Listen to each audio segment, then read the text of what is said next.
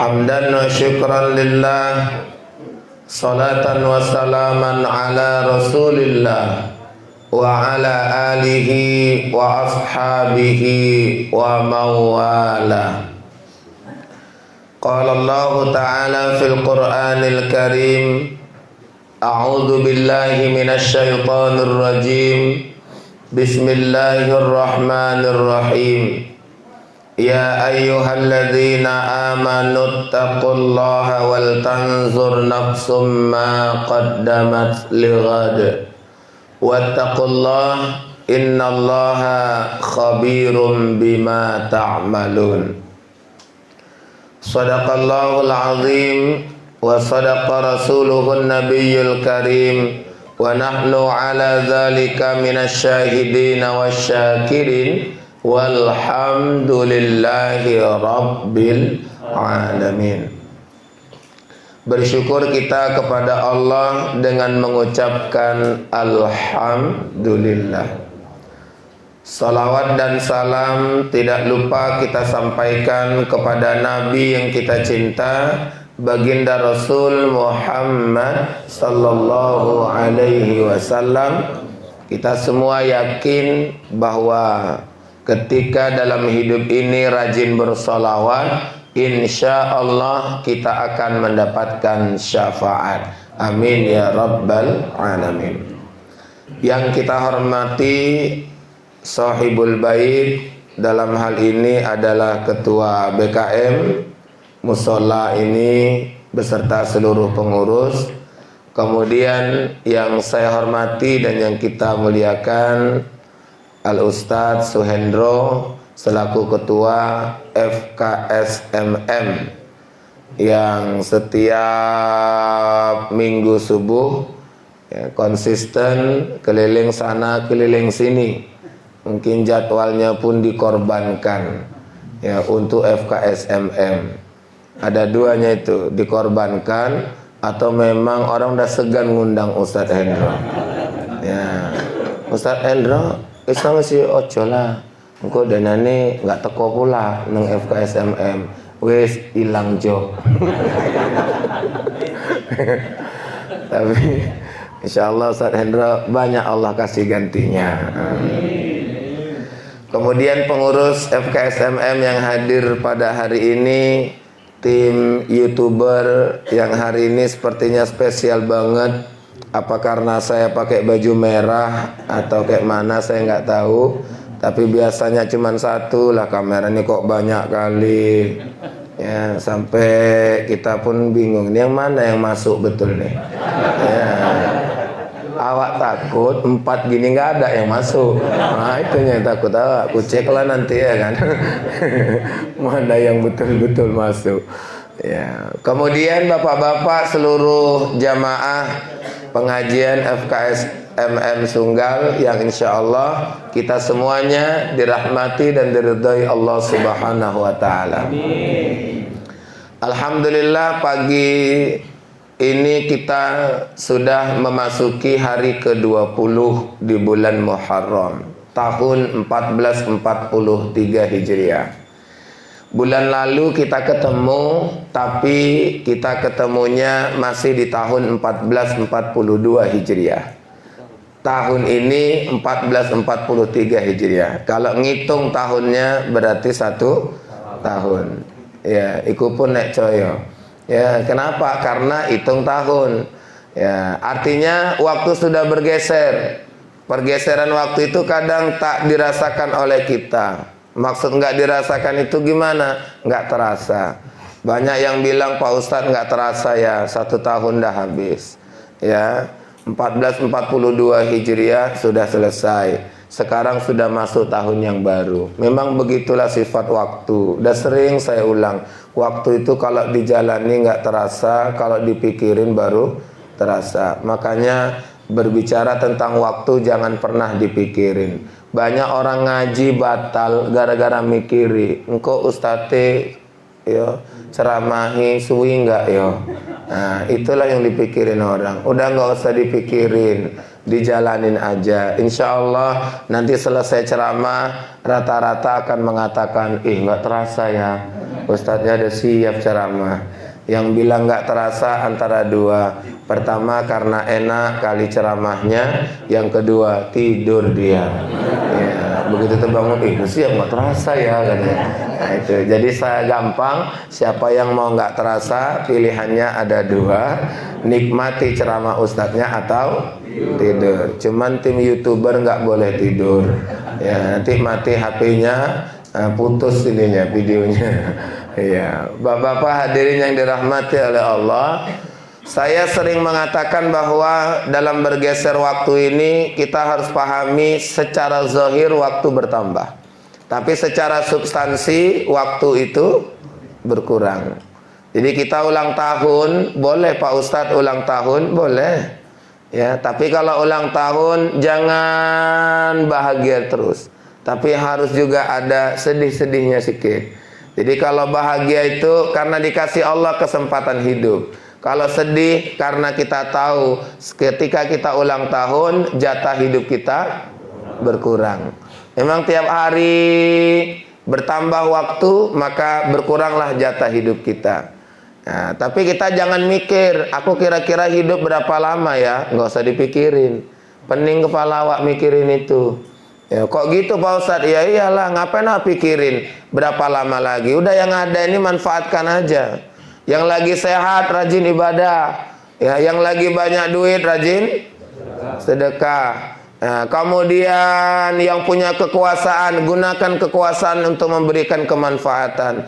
Udah gitu-gitu aja kita. Nggak usah pikirin kira-kira aku berapa lama lagi. Karena yang sakit-sakitan belum tentu cepat meninggal. Malah ada yang sehat-sehat besoknya meninggal. Entah siapa, aku pun nggak tahu itu. Ya, tapi apa maksudnya? Karena kita tidak pernah bisa mengetahui apa yang akan terjadi di hari esok. Yang tahu yang terjadi di hari esok itu hanya Allah Subhanahu wa Ta'ala. Yang penting bapak-bapak, dikasih Allah kesempatan hidup, manfaatkan waktu yang ada. Jangan berpikir mungkin usiaku setahun lagi, nggak usah. Yang penting sekarang kita hidup, manfaatkan waktu kita untuk melakukan amal kebaikan dalam hidup ini. Memang banyak kali tantangan kita. Ya, misalnya kemarin mau tahun baru aja sibuk jamaah bertanya, Ustadz, betulnya ini libur tahun baru Islam digeser? Betul? Ya, saya bilang betul.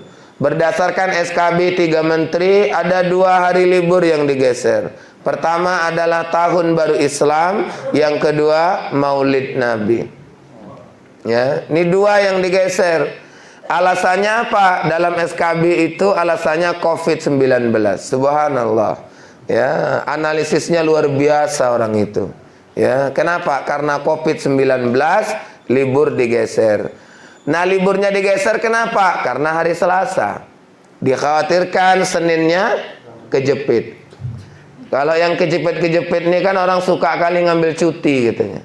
Ya, yang masuk kantor nanti ngambil cuti. Terakhir liburan orang tuh keluar sana sini, takutnya angka COVID semakin meningkat. Makanya yang liburnya hari Selasa itu digeser ke hari Rabu. Ya.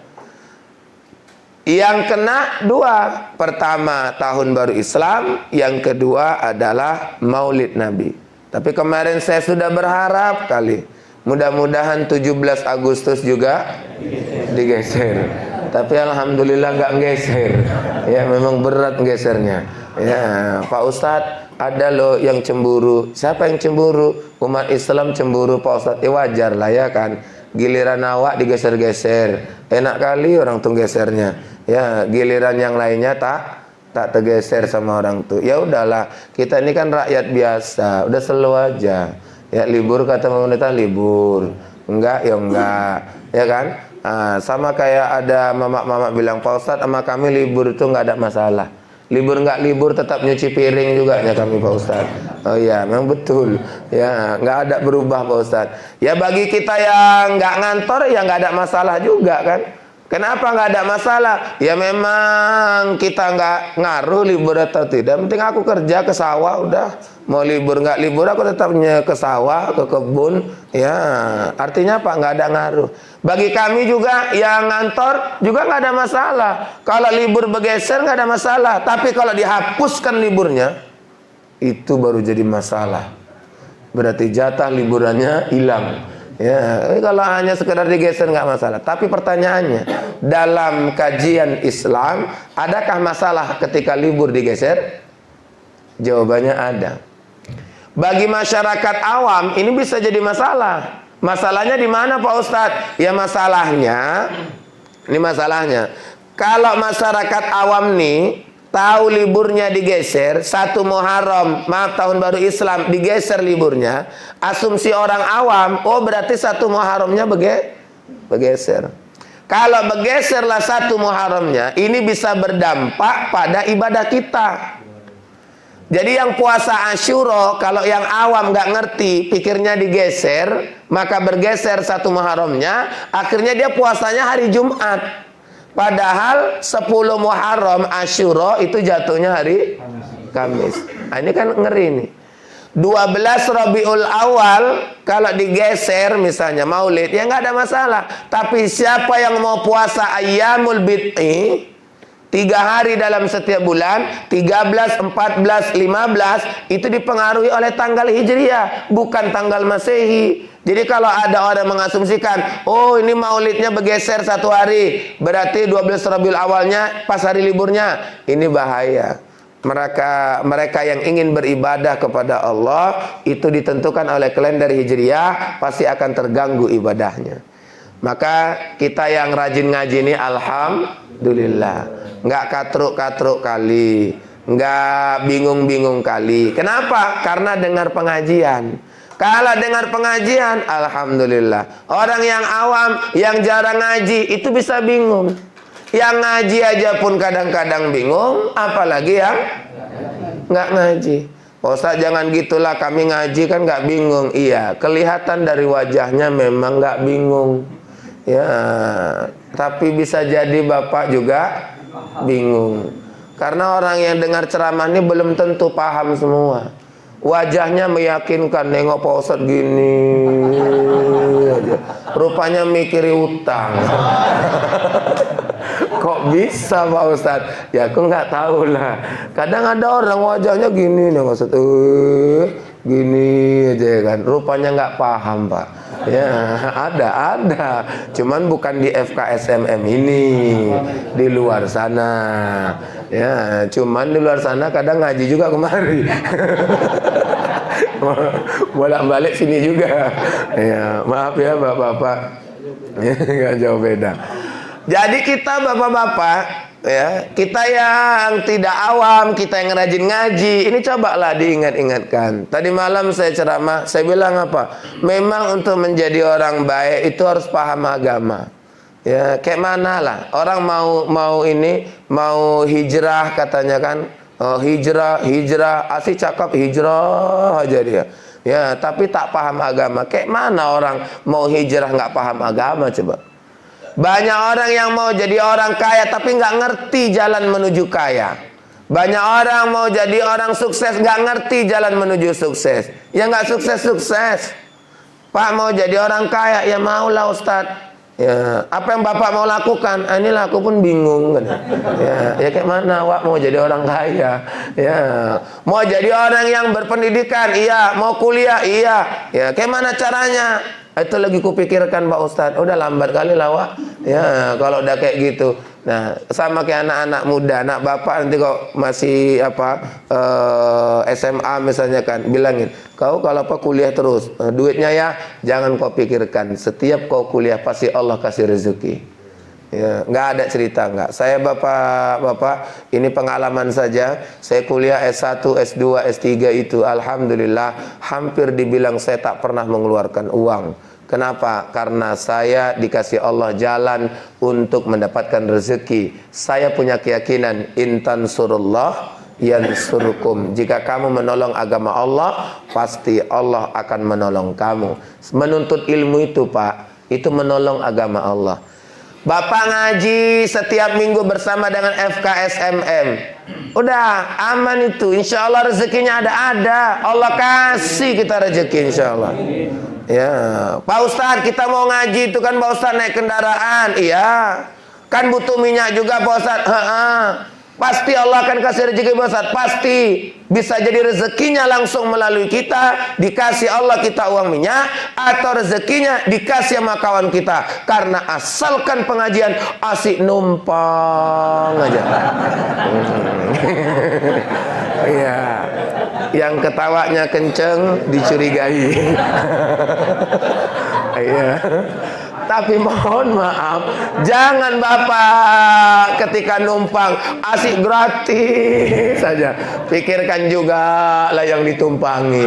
Ya, memang kadang minyak nggak merasa ini kali dia. Ya, berkurang kali rezekinya enggak. Cuman sok keretanya itunya Pak. Kawan beratnya 90. Ya, asik sok keretanya rusak gara-gara itu. Ya, maaf ya. Bapak-bapak hadirin yang dirahmati Allah. Ya kita sederhananya berpikir begitu. Nggak usah pernah ragu. Tapi kalau awak nggak ngerti kayak mana lah nih. Orang kalau udah mau ngaji Pak pasti ada jalannya itu. Yang sedih awak ini nggak mau ngaji itunya. Banyak kali cakapnya. Ya, kau nggak ngaji nggak lah. Kenapa? Kan kita ngaji di musola, aku takut nanti nggak muat tempatnya kan. Oh banyak cakap. Ya banyak cakap itu. Ya kok gitu. Aduh, kita ini tengok tadi saya masuk di sini. Bayangkan BKM udah nyiapkan teratak itu, sampai keluar teratak bapak-bapak situ itu. Luar biasa. Nunggu hujan aja ini. Iya. Baik Bapak-bapak hadirin yang dirahmati oleh Allah Subhanahu wa taala. Nah, jadi kita ya ketika kita memaknai pergeseran waktu ini ya banyak tantangan kita ya. Itu baru satu yang digeser-geser hari libur itu satu. Yang kedua ada wacana. Dan salah satu dari ormas Islam juga ya yang mewacanakan sholat Jumat pakai gelombang sip-sipan. Nah, ini kadang-kadang mengiris-iris hati kita umat Islam. Saya mohon maaf ya bapak-bapak, tidak berniat untuk menceritakan perjalanan saya, tapi saya memahami dan mengetahui ada sholat Jumat bergelombang ketika saya berada di Amerika Serikat selama 1 bulan. Di Amerika itu ada masjid yang menerapkan sholat Jumat secara bergelombang. Bahkan 3 termin. Termin pertama jam 12:30, termin kedua 12:30, termin ketiga jam 2:30. Ya, itu. Loh, bisa itu Pak Ustadz? Saya tanya, kenapa kok bisa 3 termin? Jawaban mereka, karena jumlah masjid tidak bisa menampung jumlah jamaah. Ya, maaf, masjidnya itu kurang nampung. Ya, jadi harus diatur. Pak Ustadz, apa nggak bisa sholatnya di lapangan aja, pakai teratak? Di sana nggak bisa sembarangan. Ya, Pak Ustadz, apa nggak bisa sholat tadi hotel aja dibuat? Nggak bisa. Kalau kita di Indonesia ini di mana aja mau kita buat bisa. Lihat Bapak di Kuala Namu bandara. Ya, pas keberangkatan itu kan nggak ada tuh masjid. Yang ada apa? Musola. Tapi pertanyaannya, adakah sholat Jumat di sana? Ada. Ya, nanti sekali-kali mana tahu nggak ada kerjaan. Ya kan mana tahu. Ya, nggak yakin kan? Aku nengok Ustaz ini nggak yakin aku. Ya kan? Pergi Bapak ke sana. Ya, orang saya kan diundang ngisi khutbah di sana. Ya, itu Pak nggak ada masjid di keberangkatannya ya. Kalau di kargonya ada. Ya, tapi di keberangkatan nggak ada. Setiap Jumat itu ada sholat Jumat. Kecuali ini nggak tahu nih waktu Covid ini ya. Saya rasa kalau di bandara nggak ada kalau Covid begini. Tapi kalau tidak Covid ini ada di sana di bandara itu. Kok bisa ya Pak Ustadz? Bisa. Saya waktu di Jakarta ikut pelatihan juga. Bahkan maaf ya, kami ini di hotel itu buat sholat Jumat di hotel. Ya. Kok bisa Pak Ustadz? Ya bisa. Ya, makanya jangan berdebat kayak kemarin ada ini di Monas buat sholat Jumat di lapangan. Itu biasa-biasa saja bagi kita. Kenapa? Karena dalam hadis Nabi, semua bumi Allah ini adalah masjid, kan begitu. Nah, sudah, kita nggak ada perdebatan. Tapi kalau di Amerika nggak ada cerita, Pak. Maaf, ini masjid, kita beribadah, parkir di luar, mengganggu lalu lintas. Itu bukan yang punya mobil yang kena razia, tapi masjidnya yang bakal ditutup. Begitu juga dengan gereja, begitu juga dengan wihara, begitu juga dengan pura. Jadi artinya apa? Di sana mengganggu ketertiban umum itu akan dibereskan. Gitulah dia. Di sana nggak bisa bebas. Makanya 3 termin itu biasa lah ya. Di Indonesia mau 3 termin, mau 2 termin, mau 2 gelombang. Kenapa? Alasannya COVID-19. Asli alasannya itu aja. Ya, awak pun bingung. Ada lagi yang bilang masjid nih nggak boleh lebih dari 20. Yang masuk masjid harus ada surat vaksinnya. Ya, dan masuk masjid harus diswab. Ya, coba tanya sama dia, yang bayar swab siapa? Ya, kalau masjid yang suruh bayar, oyong lah masjidnya. Ya, kenapa? Karena nggak bisa. Ya, bapak-bapak, ini wacana yang membingungkan. Ulama gimana Pak Ustadz? Kami ulama secara sepakat menolak ini. Ustadz Suhendro aja nolak, ya kan? Padahal Ustadz, ini kalau terjadi, ini nguntungkan kita sebenarnya. Ya kan? Jadi 1 Jumat itu bisa 3 kali job kita.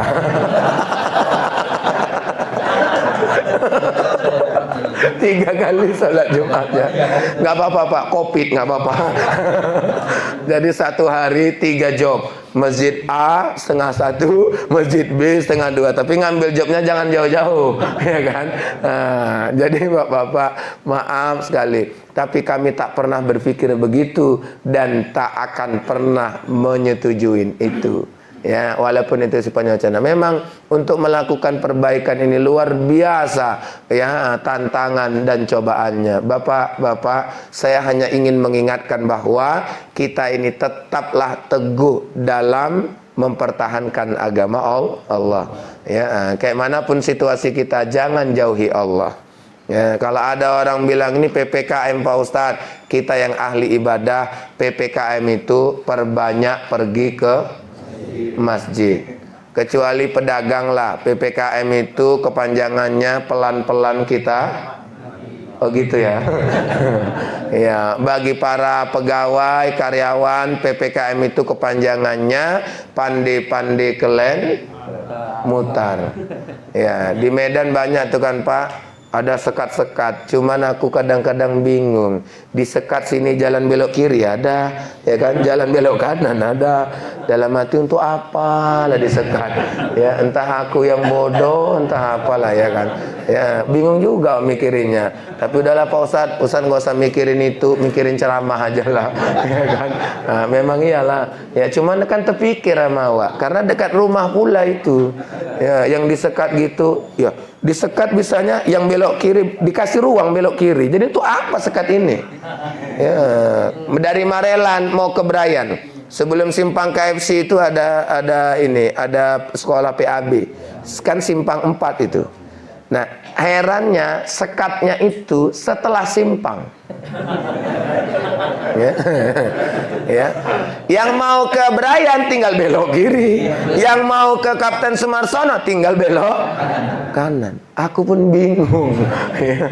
Ya, tapi itu tanda bahwa aparat kita masih baik-baik, ya kan? Cuman kalau dalam penanganan itu tandanya separuh hati, nggak betul-betul. Pak Ustadz, begitulah keadaannya. Iya, ini ujian.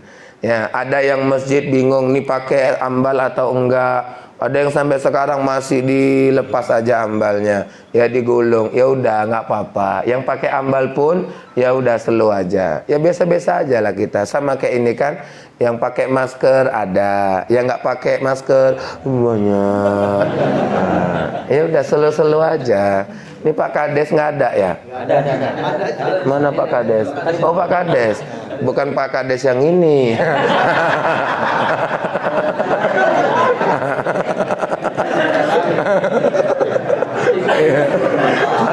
Oh cuti.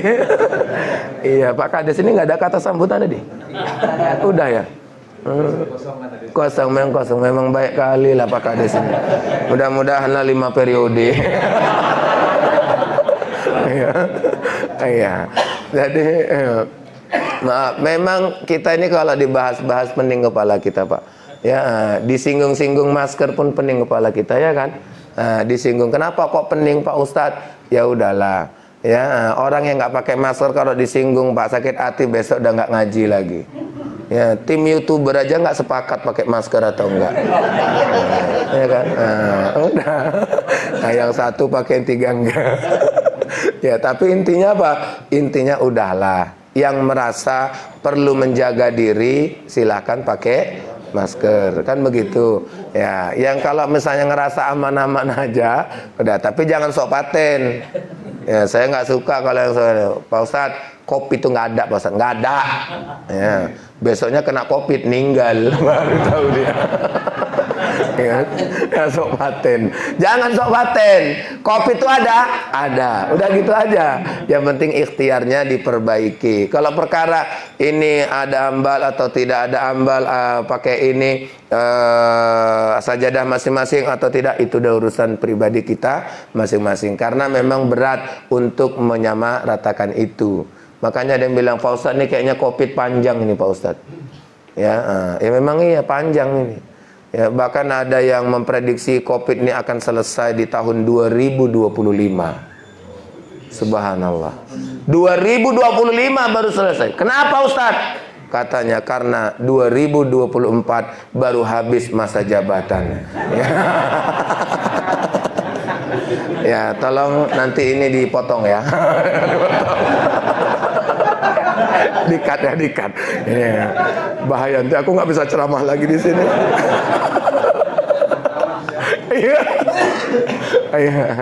Iya, baik ya. Oh, baju merah nggak apa-apa ya. Udah lanjut aja.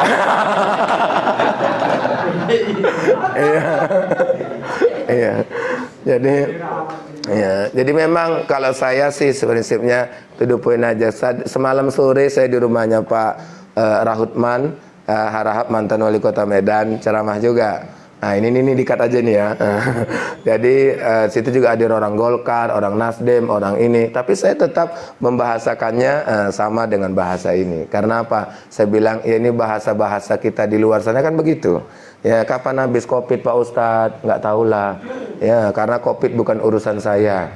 Ya tapi ada yang bilang ini kayaknya 2025 Pak Ustadz. Ya, aku pun agak yakin dengarnya. Rupanya alasannya karena 2024 ada yang habis masa jabatannya. Nah, nunggu habis lah baru habis COVID ini kayaknya. Tapi Bapak-bapak, ini ujian.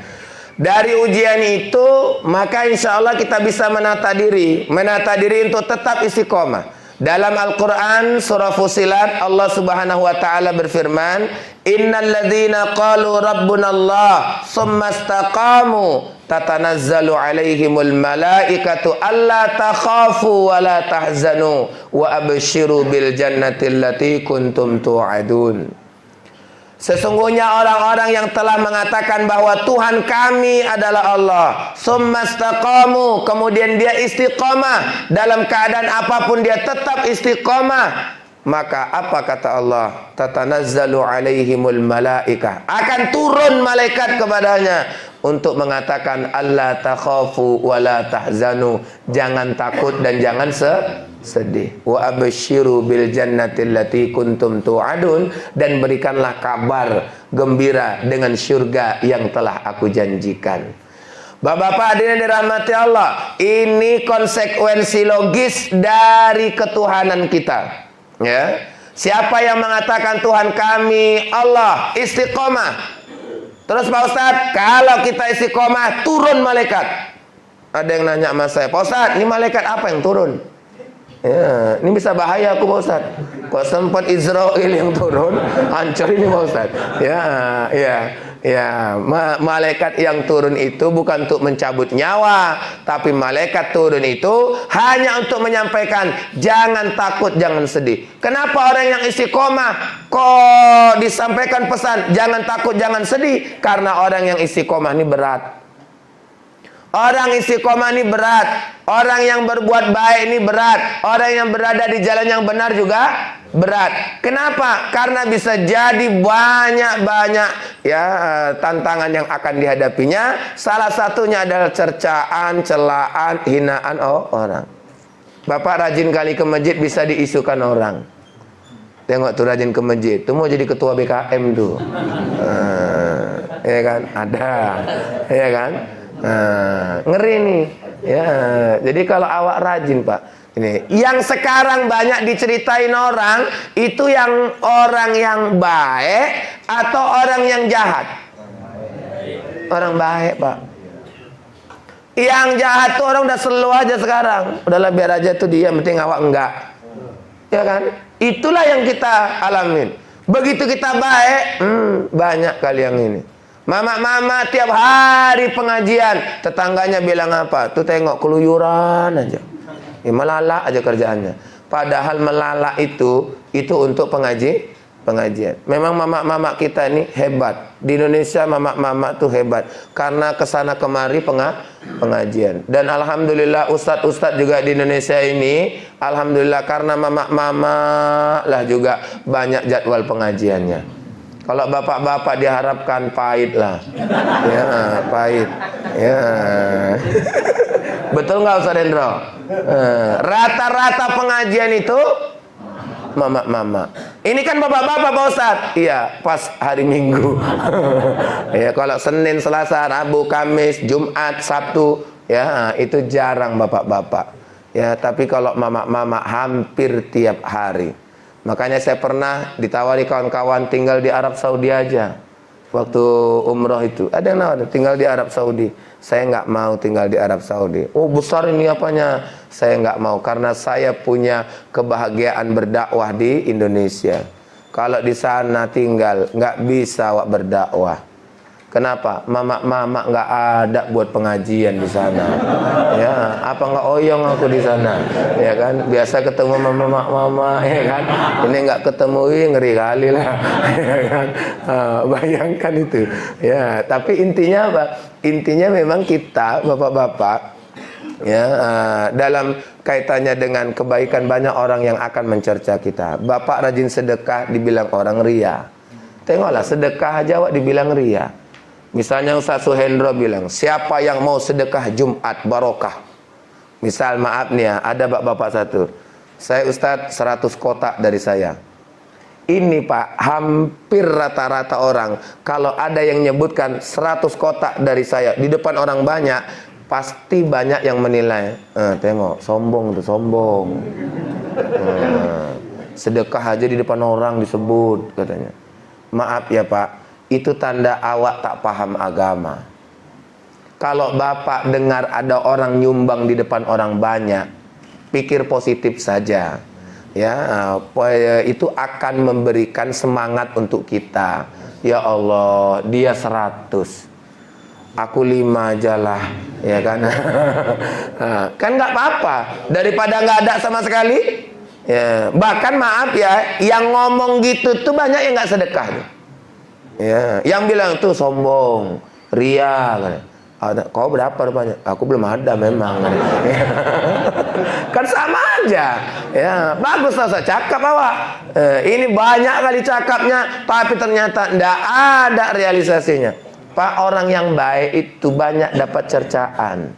Ya, makanya kita ini harus istiqomah. Ya, makanya kabarnya Pak, jangan takut, jangan sedih. Menjadi orang yang istiqomah itu berat. Bapak istiqomah kemana-mana pakai jubah. Misalnya abang nih pakai jubah aja kemana-mana, nggak pernah lepas jubah. Kata orang apa? Tuh tengok so alim. Padahal mulutnya lancip kali itu. Udah tetap pakai jubah aja, nggak usah nggak usah lepas jubah. Ini maaf bang ya, ini maaf. Ya gitulah kita modelnya ya kan. Ya karena yang di ini ceritain itu yang baik-baik. Yang narkoba dibiarin, ya. Yang kena miras dibiarin, yang pergaulan bebas, sudah suka hati dia aja lah. Ya tengok sekarang, berani bapak negur anak gadis anak lajang pacaran malam minggu? Berani nggak? Pak Kades, gimana Pak? Biar tahu aja aku. Iya, ini serius ini. Ya. Kalau dulu zaman saya masih kecil-kecil itu anggap aja lah senior lah kita bilang, kakaan atau ini kita yang jauh di atas kita. Itu kalau udah duduk dua-duaan malam gitu, nggak ada yang nemenin, itu tetangga sebelah, jangankan Pak Kades, tetangga sebelah pun mau negur tuh. Dan orang dulu kalau ditegur takut. Ngapain kalian dua-duaan? Iya Wak, cabut kali. Iya Wak, cabut. Nah, cabut. Iya, ketawa dia. Ya, macam paham. Inilah contoh tadi. Ketahuan tak paham tak enggak? Iya. Cabut. Anak sekarang coba tes lah. Tes. Ngapain kalian dua-duaan? Biasalah Wak. Ya. Namanya anak muda kan ya. Kalian udah nikah kalian? Belum Wak. Kenapa rupanya Wak? Kalian nggak boleh dua-duaan. Kalau kalian dua-duaan, nanti ada setan di antara kalian. Memang ada Wak. Wak lah setannya kan. Apa nggak cabut Wak ya kan? Untung aja nggak kena Pak Kades. Kok sempat Pak Kades negur, memang Pak Kades lah setannya kan. Kok surat nikah nggak kurus kok ya. Habis. Kita sekarang ini berat Pak, berat. Bapak misalnya ada narkoba aja di dekat rumah Hawa, mau cakap aja mulut ini macam terkunci. Mau nyampaikan ke Pak Kades saja rasanya berat kali. Kenapa? Anak tetangga, payah. Tengok ada yang berbuat mesum, berani kita ngusirnya? Nggak berani Pak. Kalau orang dulu nih, ketika ada yang berbuat mesum, apa sanksi moralnya di masyarakat? Diusir dari kampung itu. Kenapa kok diusir dari kampung Pak Ustadz? Karena orang yang berbuat maksiat itu bisa mengurangi keberkahan daerah itu. Jadi kalau banyak ahli maksiat di kampung kita, di tempat kita tinggal, itu bisa menjadi asbab bahwa kita susah nyari rezeki. Karena keberkahan itu ditutup oleh Allah dari langit. Kan Allah yang bilang, la walau anna ahlal qura amanu wattaqaw la fatahna alaihim barakatim minas sama'i wal ard walakin kadzabu fa akhadnahum bima kanu yaksibun. Apabila jikalau sekiranya penduduk di suatu negeri, suatu daerah, suatu tempat beriman dan bertakwa kepada Allah, la fatahna alaihim barakatim minas sama'i wal ard, akan kami bukakan pintu keberkahan dari langit dan bumi. Akan tetapi jika banyak yang mendustakan agamaku, kata Allah, maka sesungguhnya azabku itu sangat pedih dan disesuaikan dengan apa yang kita kerjakan. Artinya sebaliknya, kalau seandainya banyak bermaksiat, maka akan ditutup pintu keberkahan itu oleh Allah. Makanya FKSMM ini insya Allah ketika berjalan terus dengan ramainya jamaah seperti ini akan mendatangkan keberkahan untuk tempat kita masing-masing. Beruntung musola ini dihadirin oleh jamaah sebanyak ini, karena insya Allah masyarakat sekitar ini akan mendapatkan keberkahannya. Nah itu. Apalagi yang nyumbang untuk sarapan. Ya. Siapa yang nyumbang ini? Aku nggak tahu. Tapi yang nyumbang ini kita doakan berkah rezekinya. Amin. Ya. Banyak yang nyumbang Pak Ustadz. Bagus, berarti banyak yang berkah rezekinya. Pak Ustadz, ini ketua BKM aja yang kena nih Pak Ustadz. Nah, kita doakan ketua BKM-nya murah rezekinya. Nah, itulah dia. Makanya betul kata Ustadz Suhendro, kalau sikit yang datang, kasihan BKM-nya. Ibarat kita narik wirid Pak, narik wirid. Ya udah kita siapkan lah 100 ini bungkus lah kita bilang. Tiba-tiba yang datang cuman 50. Kemana limpulnya coba? Ya double-double lah Pak Ustadz. Iya, seharusnya kita pengen ini mengalir ke banyak orang, tapi pada akhirnya mengalir ke hanya 50 orang.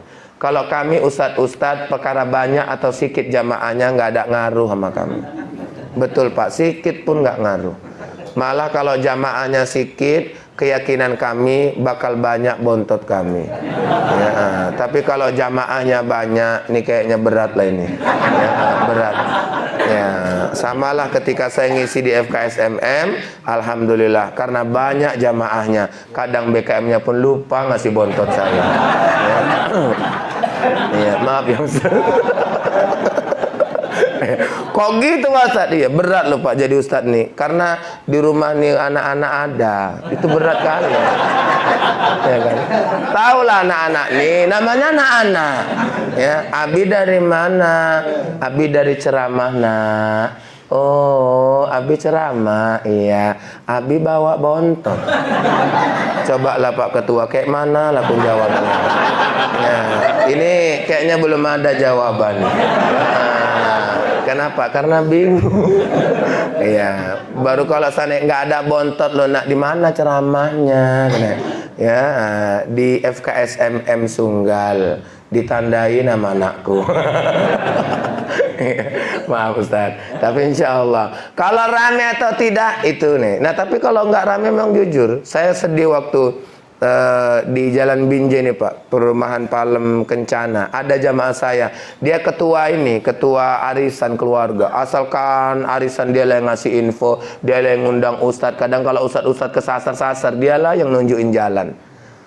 Rata-rata kalau ada acara itu jamaahnya sekitar lebih kurang 30 orang rata-rata.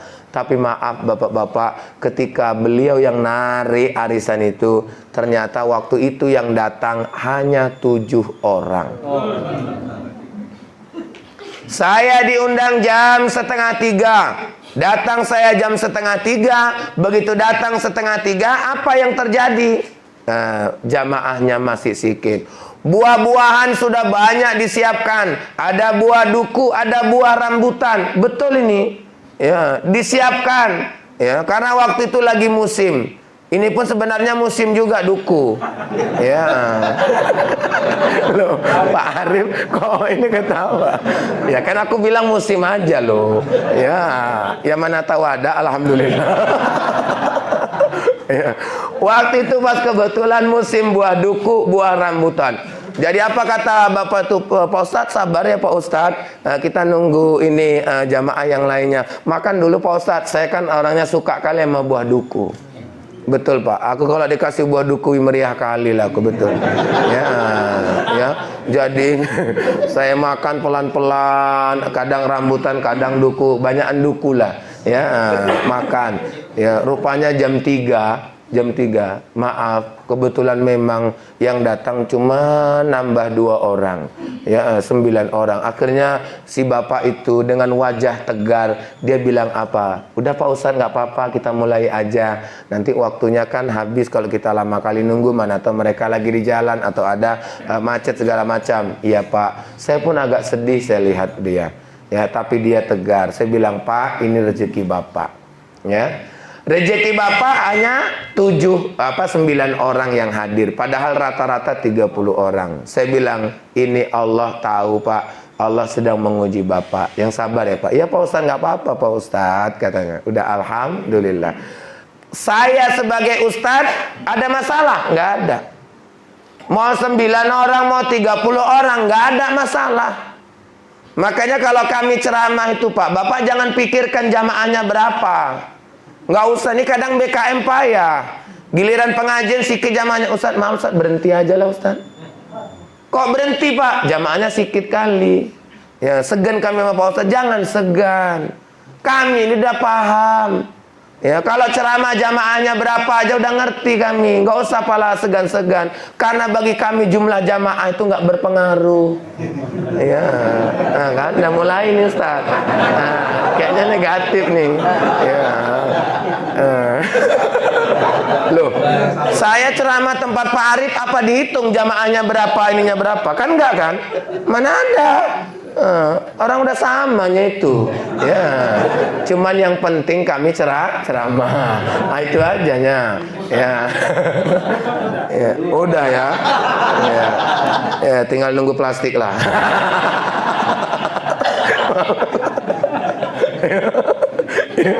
Aduh, awak ecek-eceknya, cuman betulan. Iya. Maaf ya Bapak-bapak. Jadi nggak ada ngerti. Kita ini Pak memang jujur ya. Kenapa Nabi mengatakan kita dianjurkan sholat di masjid yang banyak jamaahnya? Karena kalau banyak jamaahnya semangat. Ya. Ini bapak-bapak ngaji di sini, saya yakin karena rame ini semangat. Ya. Siapapun yang ngaji di sini saya tengok semangat. Dan saya melihat kalau saya ngisi pengajian ini nggak ada yang tidur. Cuman yang nunduk aja lah yang ada. Ya, tidur nggak ada. Ya, tapi kalau yang nunduk ada, 1-2 ada. Tapi kalau di sini ngisi ceramah, saya yakin bukan karena ustadznya. Siapapun ustadz yang ceramah di sini, saya yakin bapak-bapak tetap semangat. Kenapa? Karena rame jamaahnya. Kita kalau berjuang sudah rame orangnya, pasti semangat. Nah, itu dia. Tapi maksud saya, jangan gara-gara nanti sikit. Kan bapak kan buat juga pengajian di masjid masing-masing. Ya, kalau buat pengajian di masjid masing-masing, jangan hitung-hitung kali jamaahnya. Ya, saya kalau pengalaman itu udah banyak. Ya, yang jamaahnya kayak formasi main bola udah pernah 4-4-2-1. Ya, 4 kanan, 4 kiri, 2 depan, 1 ustadznya penjaga gawang. Nah, itu pernah. Yang jamaahnya sikit ada. Ya, ada Pak. Masuk saya ceramah subuh, sebelum subuh saya datang. Habis itu saya tengok, baru yang nazir masjid yang datang. Oke, belum azan, maklum. Mungkin jamaah nunggu azan. Begitu azan berkumandang, saya tengok lagi nambah 2 orang. Berarti 3 orang. Belum qomat. Ya, begitu qomat dikumandangkan, saya tengok bertambah 4 orang. Alhamdulillah, 7 orang. Ya, maju saya ke depan sambil ngitung 7. Ya kan? Nah, udah saya sholat mengimami. Selesai sholat, assalamualaikum warahmatullah. Tengok kanan sambil ngitung. Assalamualaikum warahmatullah. Tengok kiri sambil ngitung. Alhamdulillah, nggak nambah 1. Tetap 7 orang. Akhirnya saya lanjutkan dengan berdoa. Dalam hati saya masih optimis. Mungkin tipikal jamaah di sini dia nggak sholat subuh di masjid tapi mau dengar pengajian. Berdoalah saya. Habis doa, wassallallahu wasallam alaihi walhamdulillahi rabbil alamin. Balik kanan, alhamdulillah. Tinggal 3 orang. Habis itu saya tanya sama ketua BKM, Pak, kayak mana nih jadi pengajian kita? Ya jadilah Ustadz. Mana jamaahnya? Ya kami kan ada Pak Ustadz. Pengurusnya mananya ini Pak? Ya kamilah Pak Ustadz pengurusnya. Saya ketua, Bapak ini sekretaris, Bapak ini bendahara. Lengkap ya KSB. Ya, ketua sekretaris bendahara. Jadi kayak mana nih Pak? Lanjut Pak Ustadz. Karena bendahara hadir, saya pun yakin untuk melanjutkannya. Maaf bapak-bapak, ini sekedar intermezzo. Tapi semangat untuk berdakwah ini jangan pernah luntur. Makanya tetap istiqomah. Dan kita bapak-bapak harus jadi hamba Allah yang visioner. Yang visioner itu yang kayak mana? Bukan visioner itu melihat bagaimana di dunia ini kita bisa jadi orang kaya, bisa jadi orang sukses saja. Visioner dunia akhirat. Itulah yang disebut Allah di dalam Quran surah Al-Hasyr ayat 18. Allah berfirman, "Ya ayyuhalladzina amanu taqullaha wal tanzur nafsum ma qaddamat lighad." Wattaqullah. Wahai orang-orang yang beriman, bertakwalah kepada Allah. Wal tanzur nafsum ma qaddamat lighad, dan pandanglah apa yang akan kamu perbuat untuk hari esok. Kemudian Allah melanjutkan wattaqullah. Jadi ini ada ittaqullah ini 2 kali diulang dalam 1 ayat. Ya, kan kadang-kadang ada pengulangan-pengulangan dalam Al-Qur'an. Tapi pengulangan ini punya makna. Ya, kalau pengulangan di dalam tafsir itu ada bermakna litaukid untuk menguatkan, ada litarbiyah untuk pendidikan. Bapak baca surah Ar-Rahman. Fabi ayyi ala'i rabbikuma tukadziban. Maka nikmatku mana lagi yang engkau dustakan. Berapa kali diulang? 31 kali diulang di surah Ar-Rahman. Orang-orang orientalis menuduh inilah kemubaziran yang ada di dalam Al-Quran. Kenapa? Karena mereka menganggap ngapain diulang-ulang sama. Dalam Islam, dalam tafsir, pengulangan itu punya makna. Maknanya apa Pak Ustadz? Litarbiyah. Litarbiyah itu artinya apa? Untuk mendidik. Ini seolah-olah ngajarin kita. Lihat ya. Allah didik hambanya. Ya, itu berulang-ulang 31 kali. Supaya kita tidak mendustakan nikmat Allah. Kita dididik 31 kali Allah mengulang. Padahal Bapak-bapak, kalau Allah mau, ya, kalau Allah mau, ya, kira-kira harus 31 kali. Enggak. Kalau Allah mau, enggak perlu 31 kali. Kalau Allah mau cuman sekali saja. Karena Allah kalau mau sesuatu cukup bilang kun fayakun. Jadi maka jadilah. Kalau kitanya kun fayakun, payah kali pun. Nah, itu kalau kita. Ya, kalau Allah kun fayakun, jadi maka jadilah. Tapi Allah ngajarin kita ngulang sampai 31 kali. Itulah pendidikan. Allah mau bilang, aku ini Tuhan. Ngajarin kalian aja sampai 31 kali. Bayangkan. Sampai 31 kali ngulang Allah. Jadi kalau kita bapak-bapak, misalnya ngajarin orang, ngajarin istri, ngajarin anak, jangan bosan kalau ngulang-ngulang. Ini kadang ngajarin anak sholat. Sholat kau. Ya, sekali ya. Sholat 2 kali. Ya, sholat 3 kali. Udah cukup ya. 3 kali ayah bilang maka udah. Ya, kalau kau nggak mau sholat udahlah, terserah kau lah. Ini betul nggak yang dibilang seorang ayah kayak gini nih? Salah. Kenapa salah? Ayah itu tak boleh bosan menyuruh anaknya untuk sholat. Walaupun sampai 100 kali. Tuhan saja yang bisa kalau dia mau 1 kali. Tuhan tidak menunjukkan 1 kali. Sampai 31 kali ngajarin kita. Berarti kalau kita hambanya bisa jadi ratusan kali. Makanya kita pun gitu Pak sama istri. Dek pakai jilbab. Ya, enggak juga. Pakai jilbab. Enggak juga. Pakai jilbab. Enggak juga. Mau aku ganti kau. Ya ancam sikit. Ya kan? Ya, oh ganti jilbabnya. Bapak ini segan sama bini ya. Iya Pak, betul Pak, ganti jilbabnya, ya kan? Nah, jadi kalau kita mengulang-ulang, ya biasa. Tugas kita Bapak Ibu hanya menyampaikan. Ya, nggak ada tugas kita untuk memastikan orang ini. Kalau udah kita sampaikan diterima, alhamdulillah. Macam saya lah ceramah. Saya ceramah Bapak Ibu. Begitu saya ceramah, kan belum tentu bapak-bapak semuanya nerima kan? Belum tentu. Ini aku ceramahin ini belum tentu diterima. Ya, semuanya. Ada yang lengket separuh, mantap. Ada yang lengket seperempat, mantap. Ada yang lengket sepertiga, mantap. Tapi ada yang enggak lengket-lengket. Ya, lepas semuanya. Begitu habis cakap Ustaz, lupa. Begitu habis cakap Ustaz, lupa. Ya, kenapa? Karena banyak kali masalah hidupnya. Ya, jadi mau nyimpen tuh asik lepas saja. Ya, saya hampir di setiap masjid yang saya ceramahin, saya sedang ini mentradisikan sholat sunnah qobliyah maghrib. Ya, sholat sunnah qobliyah maghrib.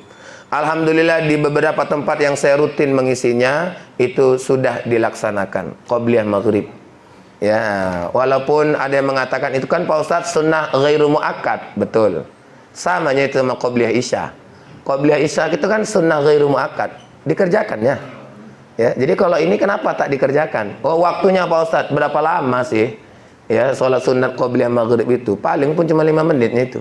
Ya, dari 19 hadis yang kita buka dalam kitab Kutubut Tis'ah, ya, ternyata 19 hadis itu rata-rata hadis sahih. Walaupun Nabi tidak mengatakan itu sunnah muakkad, tapi Nabi sering mengulang-ulang, lakukanlah, lakukanlah, lakukanlah. Tapi di ujung Rasul bilang, jika engkau mau. Ya, kenapa ada kata di ujung jika engkau mau? Ini supaya menunjukkan bahwa sholat sunat qobliyah maghrib ini ya tidak sunnah muakkad. Karena yang sunnah muakkad itu ada 12 rakaat. Yang itu pun ada perbedaan pandangan. Ada yang mengatakan yang sunnah muakkad itu Pak 12 tuh qobliyah subuh 2 rakaat. Qobliyah zuhur 2 rakaat, qobliyah ba'diyah zuhur 2 rakaat, qobliyah asar 2 rakaat. Kemudian ba'diyah maghrib 2 rakaat, ba'diyah isya 2 rakaat. Berapa totalnya? 12. Tapi pendapat satu lagi mengatakan qobliyah maghrib, qobliyah subuh 2 rakaat, qobliyah zuhur 4 rakaat, ya kan? Ba'diyah zuhur 2 rakaat, kemudian ba'diyah maghrib 2 rakaat, ba'diyah isya 2 rakaat. Nah, asar tidak ada. Nah, itu pendapat. Tapi yang kita pakai itu kebanyakan yang tadi 22 itu. Nah, tapi intinya apa? Mau diamalkan atau tidak itu nggak urusan ustadz. Jadi itu hidayah Allah. Kadang Pak jujur ada orang banyak ngaji Pak, nggak berubah-berubah. Ada. Ya, ada. Ya, itulah misalnya udah dibilang sama ustadz, Bu, mulut jangan lancip kali. Ya. Kalau perkara ibadah luar biasa. Tapi asal jumpa sama orang asing nyeritain orang aja. Habis pahala nanti asing nyeritain juga kayak mana lah Pak Ustaz, ada kebiasaan katanya. Ya, payah kali. Sama udah dibilang, Bu, jangan merepet aja sama suami. Ya, Pak Ustadz Pak Ustadz ya kalau nggak ngerepet sehari rasa mau demam Pak Ustadz katanya. Pantesanlah banyak suami ninggal duluan. Ya, kenapa? Stres mikirin biniknya asik merepet aja. Sampai ada suami yang ngadu sama kita. Sering ini saya sampaikan, Ustadz kenapa ya aku dikasih Allah istri yang suka merepet? Nanya sama Ustadz, ya aku jawab lah Pak, itu udah jodoh Bapak. Ustadz kalau itu jawabannya aku pun tahu. Ngapain ku tanya sama Pak Ustadz? Jadi maksud Bapak apa? Aku nggak sanggup loh Pak Ustadz, istriku suka merepet. Sanggup Pak? Nggak sanggup loh Ustadz. Sanggup. Maaf ya Ustadz, ini yang punya istri aku atau Pak Ustadz? Ya Bapak lah. Jadi kok Ustadz pula yang bilang sanggup? Saya Ustadz, pasti ada dalilnya. Ya. Apa dalilnya? La yukallifullah nafsan illa wus'aha. Tidaklah Allah memberikan beban kecuali sesuai dengan kesanggupannya. Bapak dikasih Allah istri yang suka merepet karena Allah tahu Bapak sanggup. Oh gitu ya Pak Ustadz? Iya. Tapi Pak Ustadz apalagi? Kenapa ya Pak Ustadz? Istriku ini dulu kok nggak dikasih sama laki-laki yang lain aja ya Pak Ustadz? Habis itu aku jawab, maaf ya Pak, laki-laki yang lain nggak ada yang sanggup loh Pak. Cuman Bapak aja lah yang sanggup. Maka udahlah Pak, tahankan aja. Paling kalau nggak tahan ya Bapak ninggal duluan. Nah, itulah dia. Makanya maaf Bapak Ibu. Ibu-ibu yang di luar sana jangan ketawa aja Ibu ya. Ibu pikirkan. Sampai ada cerita, tapi ini cerita ini tahayul, tahiyan tak betul. Ya tahayul, tahiyan tak betul. Ya, cerita itu yang suami gondok kali nengok bininya. Ya, asik merepet aja. Dia bilang, nanti ku masukkan kau ke sumur tua. Wah, begitu merepet langsung digendong, masukkan ke sumur tua. Begitu masuk ditutup sumur tuanya, pulang dia. Begitu pulang, mau sendirian nggak enak juga kan ya. Dah besoknya dibukanya lagi, mau dicarinya biniknya masih hidup atau enggak. Tengok ke bawah gelap. Carinya tari tambang. Dari tambang dimasukkan ini. Di dalam hati ini kok ku tarik berat berarti biniku masih hidup. Kalau ku tarik ringan berarti udahlah, ku cari aja lah gantinya, ya kan? Rupanya apa Bapak-bapak? Rupanya begitu dimasukkan talinya ke dalam, ditariknya berat. Dalam hati, alhamdulillah, ternyata istriku masih hidup. Ditariknya terus berat rasanya. Begitu naik ke atas, dia terkejut. Ternyata yang naik bukan istrinya, tapi jin penunggu sumur tua itu. Siapa kau? Aku adalah jin penunggu sumur tua ini. Kok kau mulai naik? Asal kau tahu, di dalam sumur ini ada perempuan merepet aja kerjaannya. Stres aku di dalam, bagus aku keluar. Nggak tahan. Bu, maaf ya Bu ya, jin aja pun nggak tahan direpetin, apalagi suami kita. Udah meriah Bapak hari ini ya. Ya, tapi Bapak salah, istri Bapak nggak Bapak bawa. Jadi ceramah saya ini harus Bapak ulang lagi sama beliau. Tapi kalau Ibu yang hari ini suaminya ada di sini, insya Allah Bapak yang istrinya hadir Pak, udah tinggal bilang, ingat sumur tua. Tinggal itu aja ya. Tapi kalau istri Bapak nggak ada, berat lah Pak, berat. Berat, harus menjelaskan lagi. Begitu Bapak jelaskan langsung ada bantah, udah mau jadi ustaz sekarang ya. Iya, Bapak-bapak, Jadi kita ini visionernya itu dilihat dari apa? Allah sebutkan ya ayyuhalladzina amanu taqullah, diulang. Tadi pengulangan dalam Al-Qur'an dalam kaidah tafsir itu ada kalanya litarbiyah, ada kalanya litaukid, menguatkan. Qul ya ayyuhal kafirun. Ada yang diulang, ada wala antum abiduna ma'abud. Diulang 2 kali. Itu tuh menguatkan. Kenapa menguatkan Pak Ustaz? Karena ini aspek ketauhidan. Ya, wala antum abiduna ma'abud, dan tidak engkau menyembah apa yang aku sembah. Diulang lagi yang kedua juga seperti itu. Itu untuk menguatkan bahwa kita tidak boleh menyembah seperti mereka nyembah, dan orang itu juga tak boleh menyembah seperti apa yang kita sembah. Nah, itu dia. Jadi Bapak Ibu yang dirahmati oleh Allah Subhanahu wa taala, ini kok berulang? Ini juga bahagian dari pelajaran kita. Coba lihat. Ya ayyuhalladzina amanu, wahai orang beriman, khusus sama orang beriman. Kemudian ittaqullah, bertakwalah kepada Allah. Jadi orang visioner itu ketika dia terpanggil sebagai orang beriman, dia menunjukkan ketakwaannya. Itu baru dia bisa visioner. Orang yang beriman bertakwa, dia akan visioner. Baru dia akan bilang apa? Wal tanzur nafsum ma qaddamat lighad, dan pandanglah apa yang akan engkau perbuat untuk hari esok. Orang yang beriman kemudian mewujudkan ketakwaan, dia akan visioner dunia dan akhirat. Kenapa? Karena dia akan persiapkan untuk akhiratnya. Dunia ini hanya sementara, dan akhirat yang akan kekal abadi selamanya. Makanya jangan pening kali kalau awak duit nggak banyak, udah slow aja Pak. Ya slow aja. Ya kok slow Pak Ustadz? Ustadz bisalah bilang slow. Ya kok kami Pak Ustadz bingung ini, udah slow aja. Ya kenapa kok slow? Kita tunggu informasi dari Pak Kades.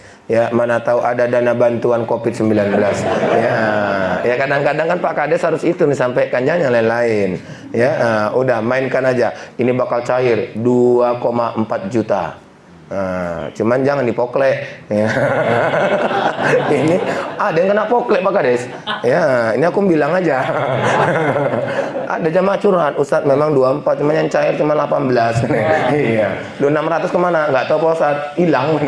Ya maksudnya ini ada sesuatu. Nah, kita ini nggak usah terlalu bersedih kalau kita dalam kondisi hidup sederhana, karena bisa jadi Allah menakdirkan hidup kita sederhana, sementara Allah sedang mempersiapkan kehidupan yang kekal abadi di akhirat, di dalam surganya Allah Subhanahu wa taala. Tapi Bapak Ibu, kita ingin catat bahwa kita harus visioner dunia dan akhirat. Jangan hanya visioner dunia saja, tapi akhirat juga. Bagaimana mendesain kehidupan akhirat kita supaya lebih baik lagi, dan insya Allah berujung pada surganya Allah Subhanahu wa taala. Pak Ustadz, ini kami buat ini desain untuk akhirat Pak Ustadz. Betul, desain untuk akhirat. Kenapa? Karena memang kita kemari tujuannya bukan untuk dunia, ya, tapi tujuannya untuk akhirat. Betul nggak Bapak-bapak?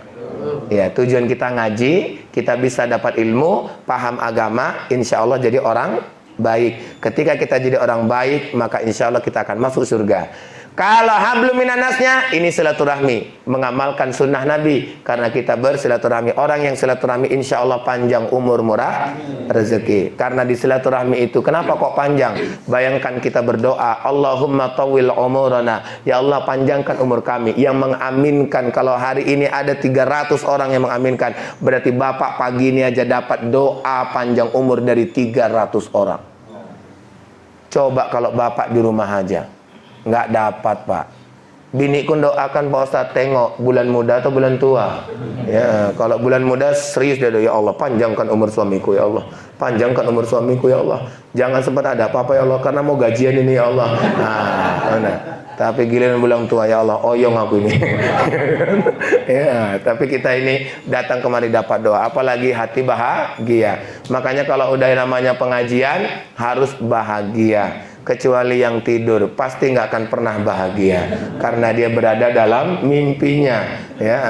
Dan alhamdulillah ya, di sini ini 99% nggak ada yang tidur, cuman ada aku tengok yang nyenyak kali. Aku nggak usah nengokkan dia. Ya, tapi ada, alhamdulillah. Tapi Pak Ustadz, tidur pun dapat pahala 200 rakaat salat sunat, dapat. Jangan bersedih, karena yang duduk di sini mau ngantuk atau nggak ngantuk tetap 200 rakaat salat sunat. Tapi tolong Kalau pas memang betul-betul ngantuk, carilah ancak yang bagus. Kalau bisa di balik dinding atau di balik tiang, biar nggak nampak sama Pak Ustadz. Ya, karena mempengaruhi itu. Ya, tapi yang tidur begitu selesai saya ceramah, nggak terasa ya. Ya, itu nanti dia akan cakap. Dengarkan aja nanti. Ya, nggak terasa satu ceramah gitu kan. Rupanya tidur.